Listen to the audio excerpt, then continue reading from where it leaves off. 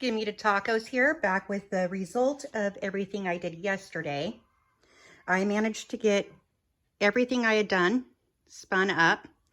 This one I've let unwind a little bit from when it was originally spun, so it's not quite so tight, but it has lots of kinks in it, and you can see it is not an even width. So I really need to practice drafting out. And because it was so uneven and it had so many kinks in it, I decided to go ahead and ply it up with a 2-strand ply so that ideally it would be more even all the way through. You can see there's parts where it's considerably more narrow. Oop, bumped my tripod.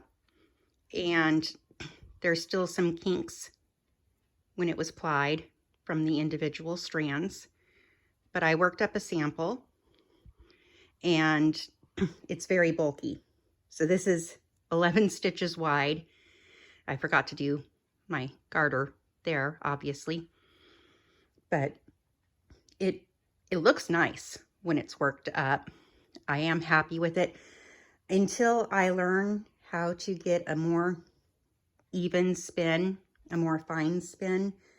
Really, it's only fit for bulky items. It would make a great bulky hat or a very thick blanket, coasters maybe, perhaps something that was felted up. This is a very heavy swatch for its size. It's very thick. And there are places where the twist is much more loose, and that feels nice and soft and cozy. And then there's areas where the twist is really tight and it feels kind of scratchy and rough. So this is the wrong side, the purl side. And it is, when it's worked, it is fairly uniform. It's just not very uniform here.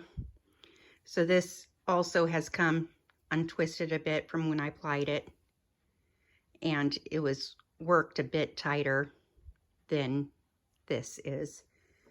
But I'm really happy with my experimentation so far, and I can't wait to do more. I really can't wait to start playing with dies. And I can spin it and then dye it. I can work it and then dye it, or I can dye it even before I card it. So there's so many options for playing with dye. And I do not have a blending board, but I think that would be a lot of fun to play with. And I'm very, very excited about what I have accomplished, considering that I bumped my tripod again. Considering that this is my first time doing this, I think that this yarn would be great in a weaving project, something like a wool rug, maybe some coasters. But I am not interested in weaving at this point in time. And I definitely want to get a much finer spin on my yarn so that my goal is to make shawls with it. And you really want a lightweight yarn for that.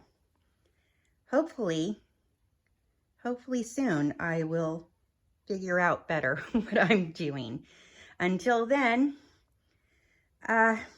I'm just going to have to be working with my store-bought yarn. All right.